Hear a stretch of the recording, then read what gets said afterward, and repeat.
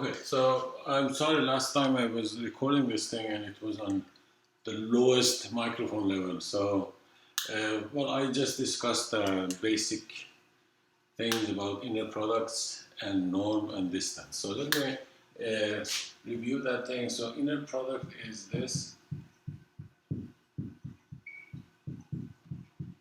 a vector space. V is denoted by this, so you have U and V inner product. That's the notation, but we have inner products in, say, Rn, for example. In Rn, the inner product is simply the dot product, one of them, and that's not just one of them, but we will use it anyway. That's dot product, which is U transpose V. In, say, well, matrices, for example, M by N, say, then matrix A and B, it will be this, the trace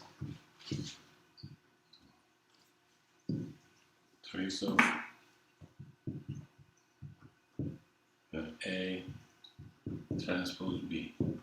Now A transpose B makes sense because this A is M by N, B is M by N, so this is A transpose is N by M, B M by N, so I have N by N. So that's the trace of an N by N matrix. So that makes sense. And for my functions, for example, some function spaces, say continuous functions on A and B. This is continuous functions from A and B into R and continuous.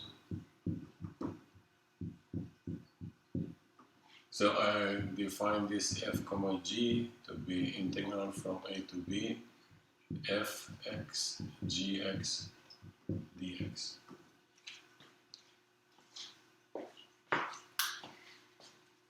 And then I define the norm, which you have seen norm before. So norm, and I said in Rn, norm, one of the norms that we have in Rn is basically, remember that was U transpose U, right? That was the norm, or that was square root of U1 squared plus U2 squared or 2UN squared. And then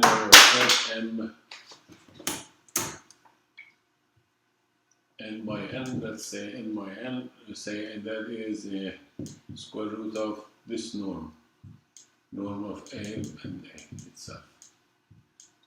And for CAB,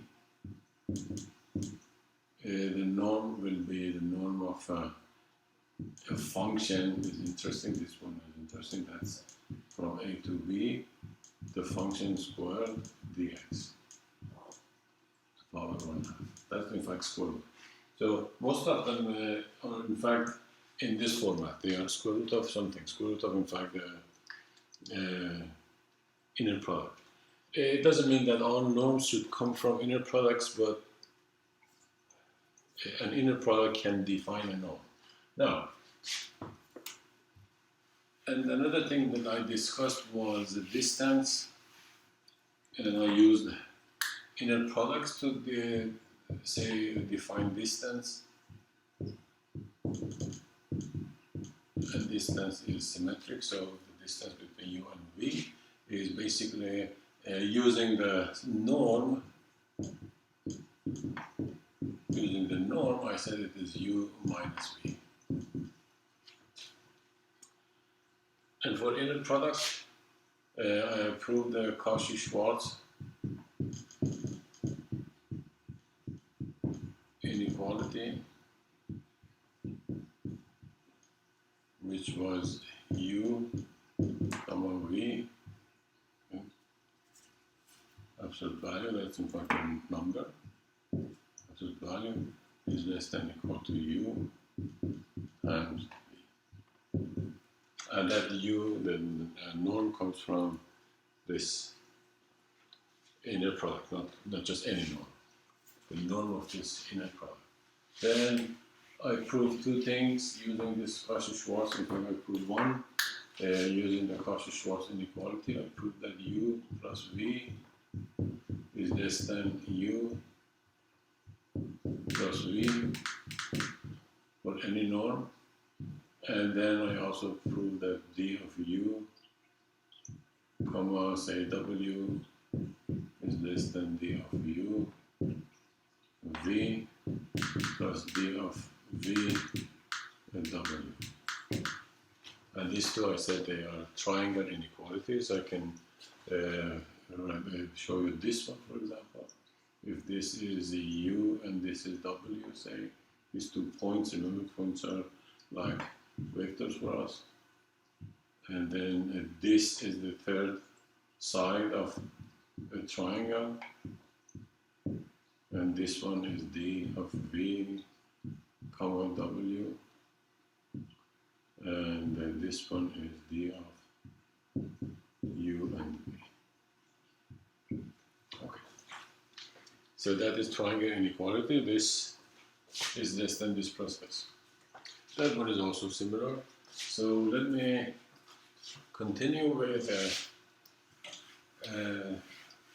where I stopped last time.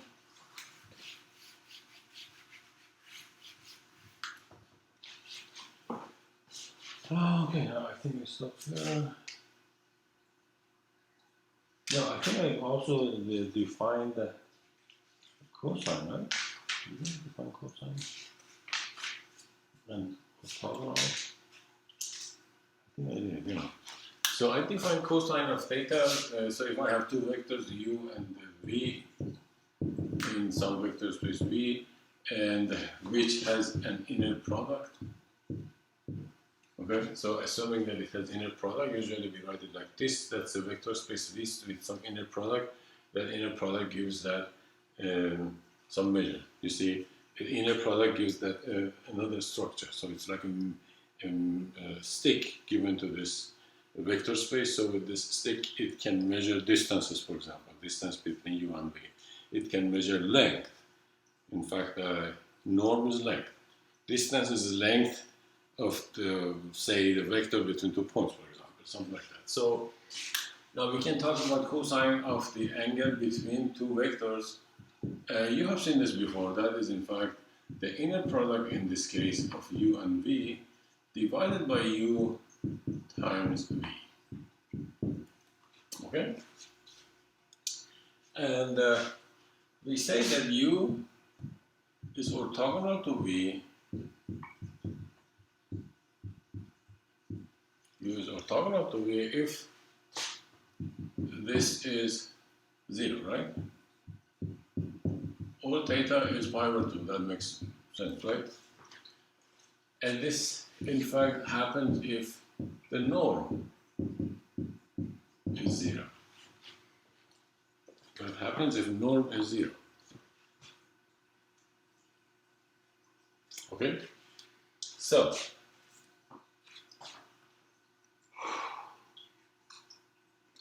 now you have seen orthogonal vectors in Rn. It's not that hard. You have seen it a lot, but let's see if we can. I can come up with orthogonal vectors in, say, functions. Let's see what functions are orthogonal. Let's say you might say what. Let's see.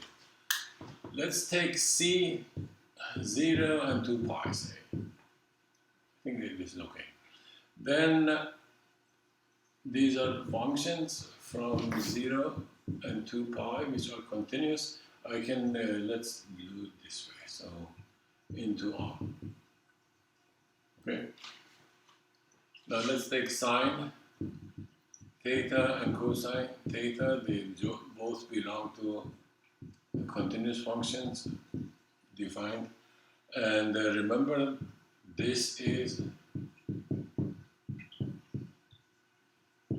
integral from 0 to 2 pi, sine theta, cosine theta, d theta. So I know that this is in fact an integral from 0 to 2 pi, sine, cosine. This is sine, this is d of sine, right? So it's like d of sine theta, in fact sine theta. So that is 1/2 sine square theta from 0 to 2 pi, right? 1/2 sine square theta from 0 to 2 pi, and that is 0 minus 0. Okay, so I can say that sine theta is orthogonal to cosine theta in C0 to pi. Okay, so that is like the basis for the Fourier series and Fourier analysis, that these vectors are in fact, these functions are in fact orthogonal, and so many things, so many nice things happen because of this fact. Okay, let me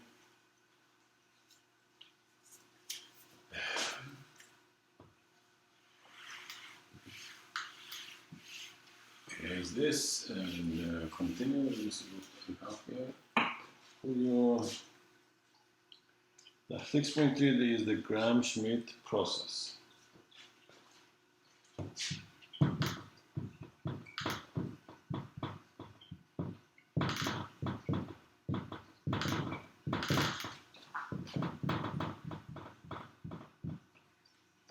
The Gram-Schmidt process is this.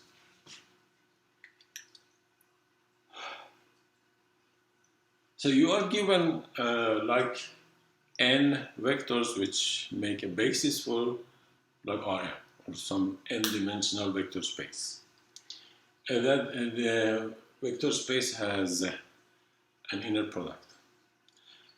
And you want to find, using that, you want to find n orthogonal vectors as basis. And you will see why orthogonal is important when it comes to, I mean, again in this chapter, but also an orthogonal if you make that orthonormal, which means if you change it into, if you normalize all of them and they are all orthogonal to each other, then the inverse of that matrix, which has those vectors as columns, is the transpose. So let me show this to you and see why it's good to have orthogonal. So suppose we have A, which has V1 as a column. So let me write C1, right? So let's see. C1, column number 1, column number 2, up to column number n. So that's n by n. See, each one of them is n. And let's say that the Ci, all of them are 1. And Ci dot Cj is also 0, when I is not equal to j. Right? So what happens when I have A transpose A? A transpose A is like this. I have C1 transpose, C2 transpose up to Cn transpose. And here I have C1, C2, Cn. Right? Let me put that vector on top. So this guy here, the Bij, if Bij is the ijth entry for A transpose A, it is simply Ci Cj. And it's again n by n. Well, what is CICJ? CICJ is either 1 or 0. CII is 1, CICJ is 0. So this AA transpose of my CA transpose A is like this. 1, 0, dot, dot, dot, 0, 0, 1, 0, dot, dot, dot, 0, 0, 0, 1, and 0, 1, which is I, n. So if I multiply from this side by A inverse, assuming that A inverse exists. Why does A inverse exist? A inverse exists because these columns are linearly independent, because they are orthogonal. I will show you why they are linearly independent. So if you have orthogonal, n orthogonal, or any number of orthogonal matrices, not more than the dimension of the space, then they are linearly independent. So so I can multiply by A inverse from this side, and it gives me this A transpose equals A inverse. So if I have an orthonormal matrix, that's called orthonormal, these two, if they happen, then A is orthonormal. Orthonormal. It means the columns are orthogonal and they are normalized. Normalized means that they are divided by their magnitude, depending on where they exist, where they live, and magnitude in fact is norm. So they are divided by the norm, and the norm comes from the space, the inner product. Okay, so it's good to find n, say, orthonormal basis for say Rn. Then I have, if they are like, or if I am given a matrix which has n columns in Rn and I know they are linearly independent, say, then I can turn them into something else, so like a orthonormal or orthogonal basis. So that process is called the Gram-Schmidt process. Now let me tell you what happens. It's very easy to understand. So suppose we are given, okay, if I am given a vector in Rn, I can assume that this vector is like on R1, right? Because it's one dimensional, in fact. It's the dimension. So I can just say, okay, it's like it is in one dimension. So this vector is given in one dimension. Then I can find two vectors which are orthogonal to this. One this way and one this way, right? Well, I will choose one of them, so I will choose this. Now, since I have two, so I will put this in R2, and I find this in R2, so I have a vector which is orthogonal to this. Then I take this into R3, and I find another vector in R3 which is orthogonal to these two. Right? Orthogonal to these two. And now I take this to R4, continue, R5, R6, up to Rn. Okay? In fact, this that I find, for example, these two in R3, this is the orthogonal complement. That's the orthogonal complement of those two in R3. Since these two, they give me a two-dimensional subspace, the complement has to be dimension 1 in R3. So it's basically one vector. And that vector is perpendicular or orthogonal to everything that these two span, or the span of those two. And so on. So this is called the Gram-Schmidt process. And if you enter some vectors like this in, say, Maple or Mathematica, and say, give me the Gram-Schmidt orthogonal vectors, then it will give you those orthogonal vectors, and it usually starts with this first one. Now, let me write down the process here for you, the formulas for the process. I haven't memorized that, but let me see. For the Gram-Schmidt is. I can find that formulas. But,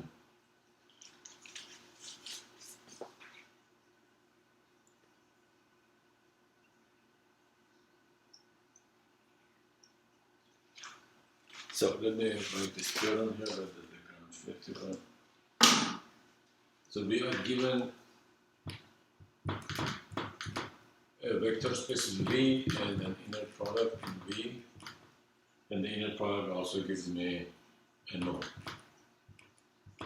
Okay, so it says A if S which has n vectors, v1, vn, is an orthogonal basis.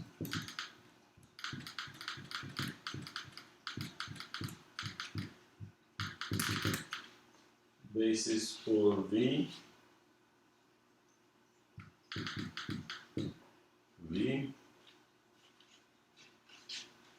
and if w, if u is in v, then u can be written in this form.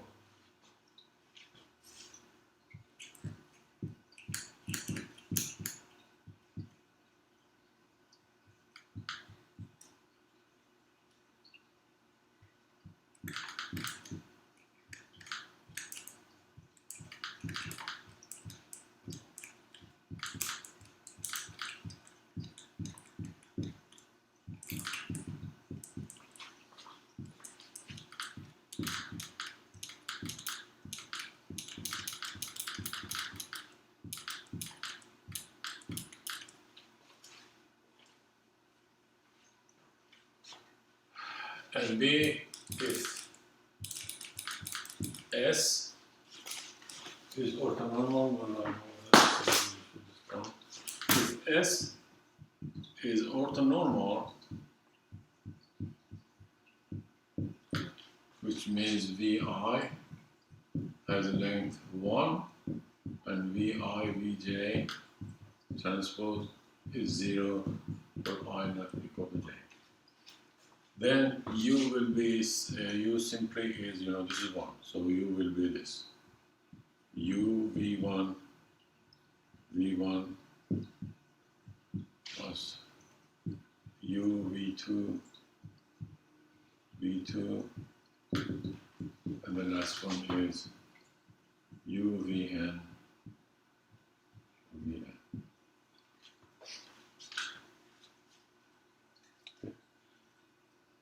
Or in a sense, it means that this set, if this set is in Rn,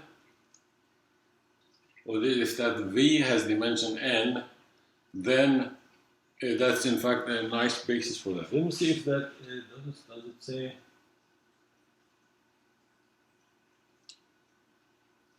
No, it says basis. Okay, so it says basis. So I said, yeah, basis. So this basically means that the dimension of V is n, right? Because all bases have the same number of vectors. So if one of them has n vectors, then every other has n vectors. And so the dimension of V is in fact n. So let me keep this thing and try to elaborate more on this. So let's say the dimension of V is n. Okay, so let's say the dimension, I know that it is n. So I'm going to set in V. And dimension of V is n. I claim that these vectors are linearly independent. Well, so claim is that this set S is linearly independent. Well, let's write it A1, B1, A2, B2. Remember, you just write a linear combination of these vectors and set it equal to 0, and then prove that the i's are 0. Okay, I can use inner product. So let's write inner product of this side with one of them. Let's write AJ, VJ, because I'm inner producting with VJ. Sorry, this is plus.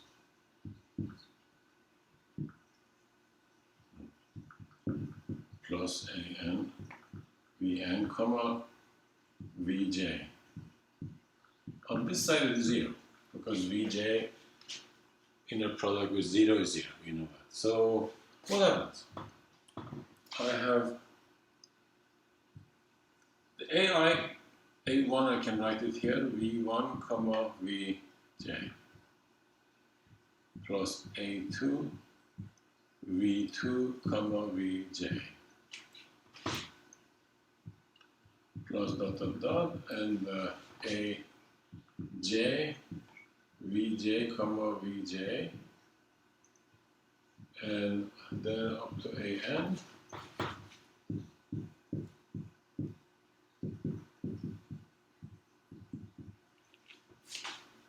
Oh, unit product is non-vector. So that is 0.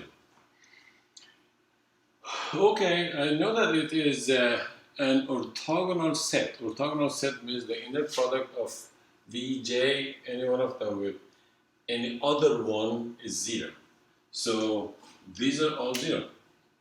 0, 0, the inner product with anything is 0 except itself.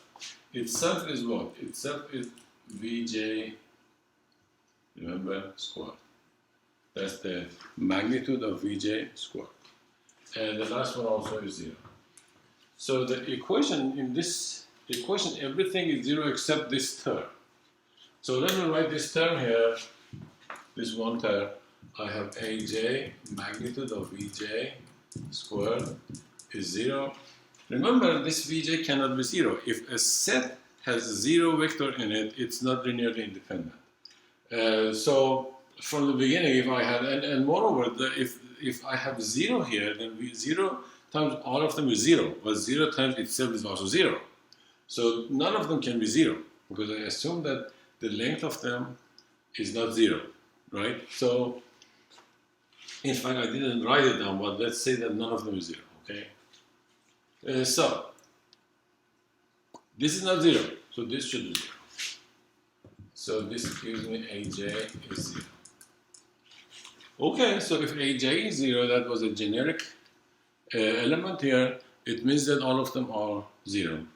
So the same way, all of them are 0, just do inner product with V1, you get A1 0 with V2, A2 0, and so on. So Aj is 0 for all j. And that makes this set linearly independent. And since I have n, it becomes a basis for V, because V has the dimension n. So it becomes a basis for V. Now, if it's a basis for V, then I should be able to write down any vector like U as a linear combination of those VI's, right? That's the basis. So let's write B1, V1, B2, V2, Bn, Vn. Okay? So let's take just J. So I want to find Bj. So I do inner product U comma Vj. And on this side, the same thing happens. B1, V1, Bj, Vj, Bn, Vn. And what is this equal to? No, I forgot the Vj. Vj. So that is inner product with this one. Let me do the expansion. So that's B1, V1, Vj, up to this point, Bj, Vj, Vj, up to Vn, Vn, Vj. Then again, these are orthogonal. So 0, 0, 0, 0, 0, 0, 0. This one is not 0. This is absolute Vj, or magnitude, or norm of Vj square. Okay, so what is Vj then? So I have this equation, so let me write it somewhere here. So let's write it. So I found a U comma Vj is in fact bj times norm of bj square. So bj is u vj over vj square.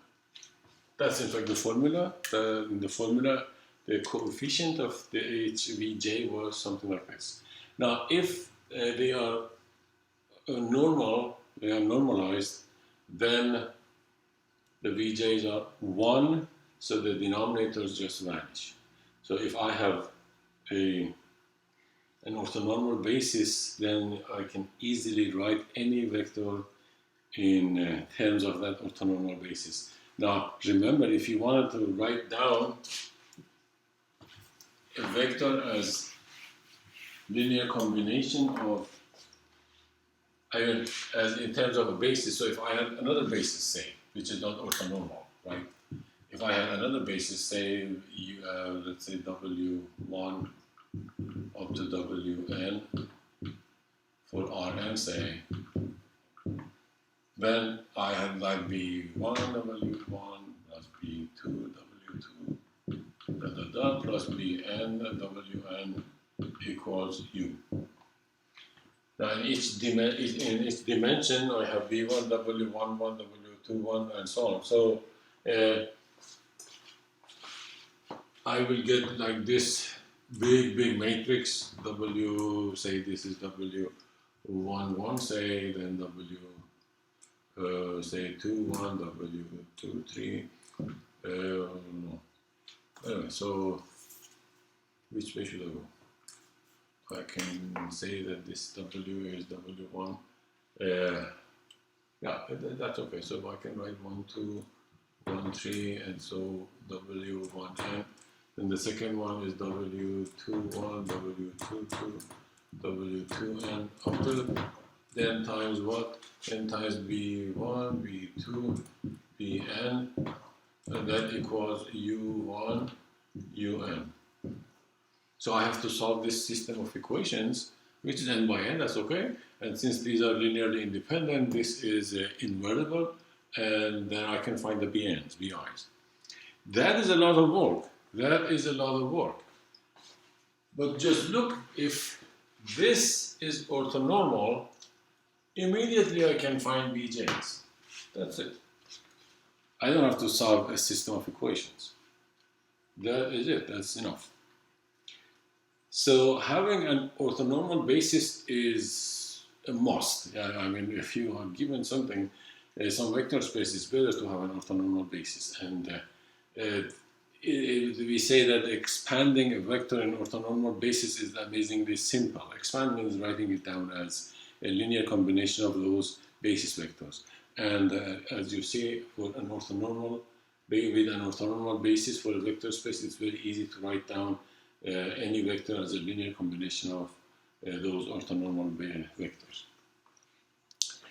Okay, so that Gram-Schmidt process is definitely an important process. Now,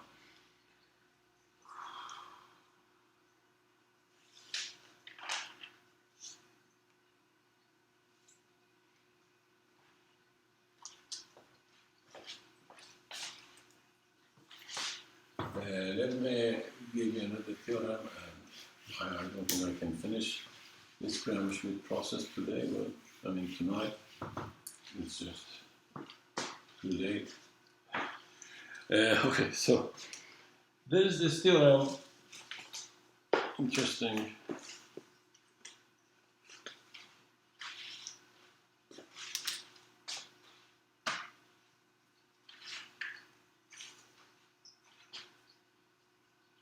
In fact, in your book, it is Theorem 6.3.3, projection theorem. Right. So it says if W is finite dimensional,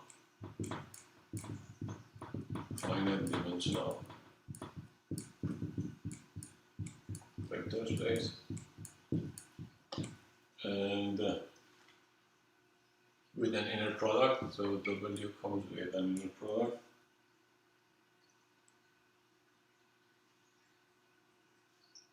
So that's a subspace index, kind of vector subspace.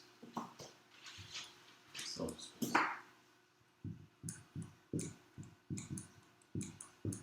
of V, comma.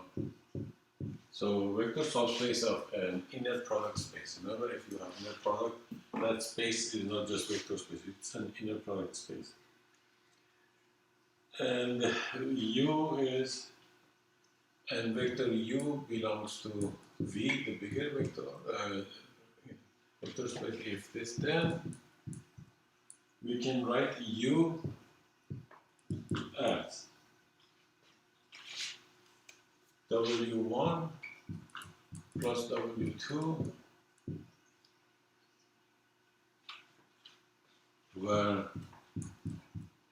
W1 belongs to W and W2 belongs to W perpendicular. Let me show you what this is saying. It's crucial, in fact, in many areas of mathematics, this projection theorem. So if I have vectors, let's say something like this, say bold, and I have a vector subspace, say, so this is like a W, and I have a vector here, U, okay? Then I can project this on this subspace, and this is W1, I guess, yeah. And also I have another one which is perpendicular to this. The other one is easy to find because then this one which goes this way is it no, not that nice. So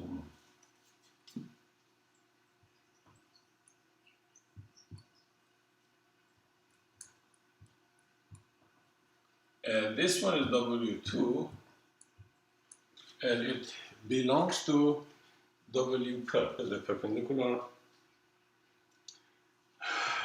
orthogonal subspace, orthogonal to W. Now, in fact, this is a not very. I guess I gave this to you last. No, maybe it was the other class that you can write any vector like this. But anyway, you need inner products to prove that. But anyway, so in fact, if I can find this, then U minus this will be this. Okay? And U minus that will be orthogonal to any vector over there. But what is this W1? How do you find W1? Let's say we have this W, in fact, is generated by some basis, say. What is this? Now remember the projection on one line, remember that projection on this line? If this line has, if I have a unit vector here on this line, then the projection of, say, oh, well, let's say this is W. So this is W, say, and this is U. Remember, I would multiply dot product dot with unit vector here. And that was this, the magnitude of the projection, then I multiplied that by that unit vector again, and that was the vector itself, this vector. So this is in fact that unit vector. But now I have more than one vector generating this. So I'm dealing with something much larger, say, let's see. So suppose that we are in R3, right? So we are in R3, and I have this vector here. And now I can just move it so that it starts at 0. And remember, if this is a vector subspace of R3, it should be a plane that passes through the origin. So I can draw the vector U here. So this is my W. And so I have something like this here. And then the other one goes this way, right? So we know that if I had a plane here, for a plane that would be what? Remember, for the plane I would say, okay, this should be in the direction of what? In the direction of normal to this vector. I mean, there's a plane. Normal to this plane, when I have equation of the plane, that is very easy to find. The symmetric equation ax, by, c, z, that was abc, right?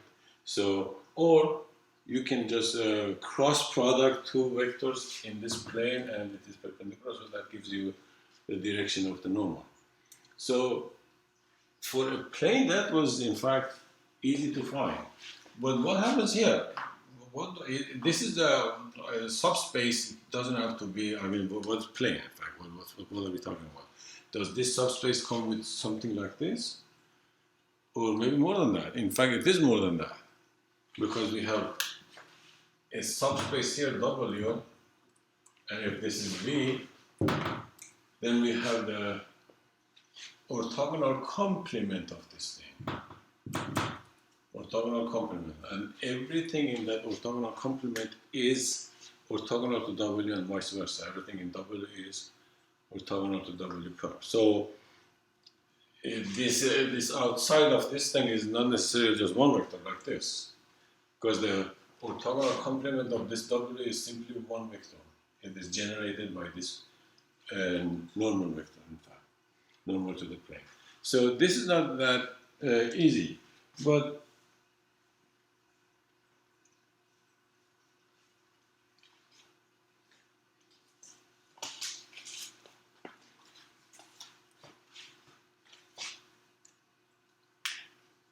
so in fact this is this one is called projection of. So let me write terminology for this.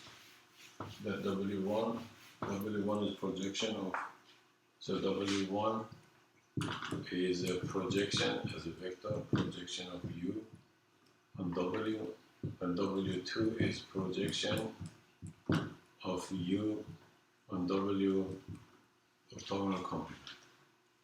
So we have to find some formula for this one. And then the other one is simply U minus W1. I will show you why that happens. So we need something for this W1. And that's in fact another theorem. So let me erase this and write that theorem for you.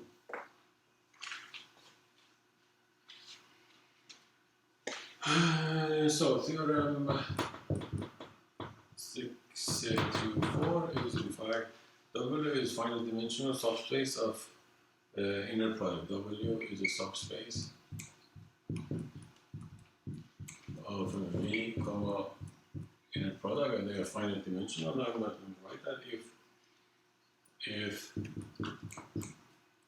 S equals V1, V2, Vn, or Vr in this case, not Vn, is an orthonormal basis, orthogonal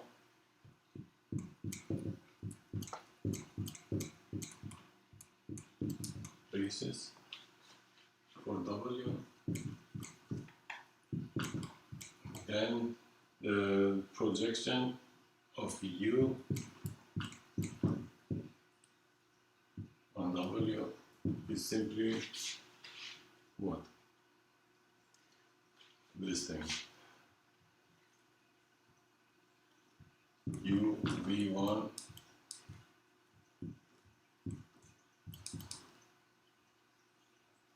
and sometimes V1 side.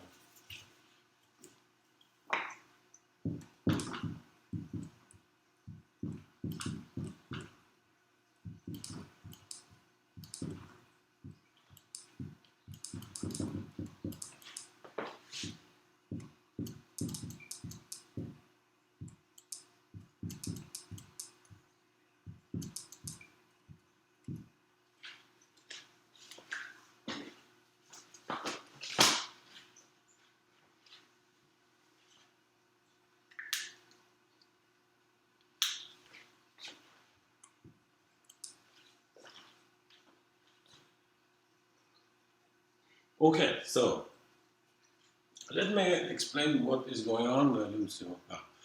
Well, I erased that projection for you. So let me write this down again.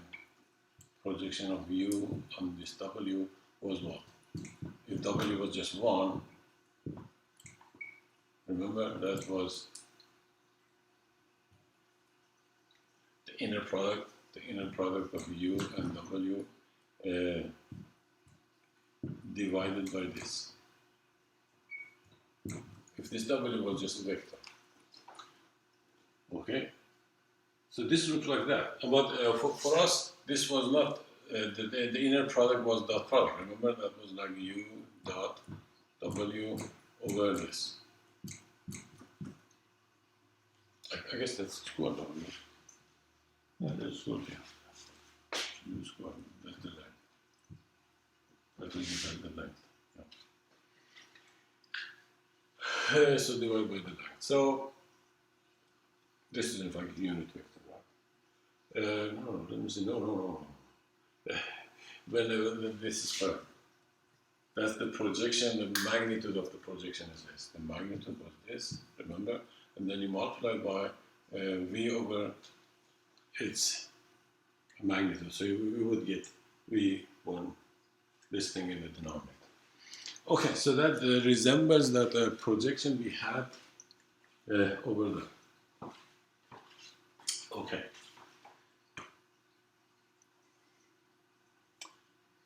So let's see. How can we prove this thing? A projection of u over w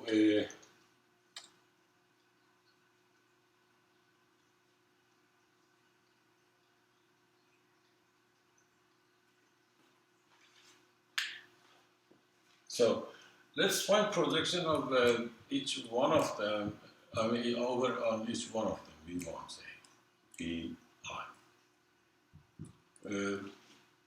That is in fact the inner product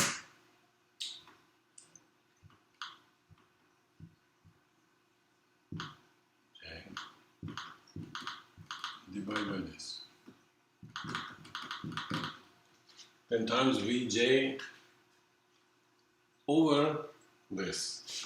That's the unit vector, right? So that's why you have two of them here.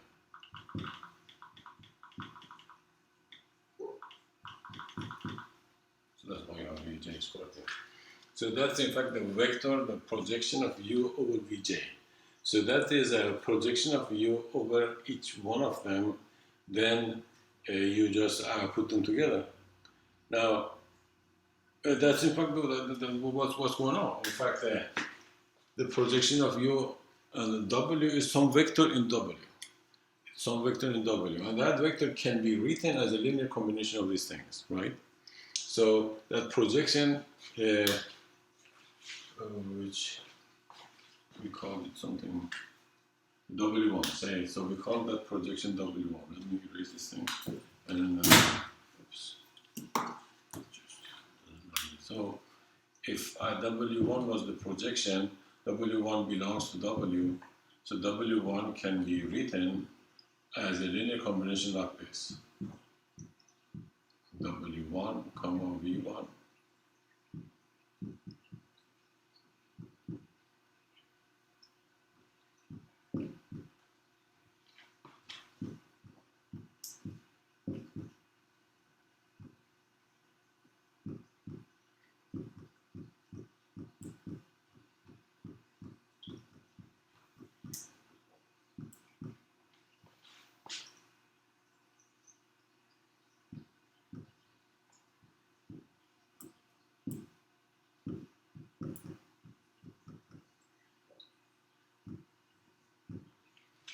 Remember we found this, the theorem that we just proved that was in fact, I guess I dropped the square over there.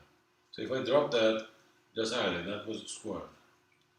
That was squared. In the denominator it was squared because that's the magnitude of the norm of that vector. Anyway, so this is in W, it can be written like this, but why is it U times this. Just look. I said that U is W1 plus W perp, or W2, which is orthogonal. This W2 is orthogonal to this W.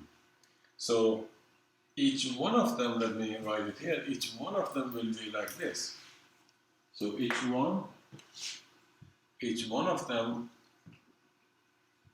U, comma, Vj, say, is W1 plus W2, comma, Vj.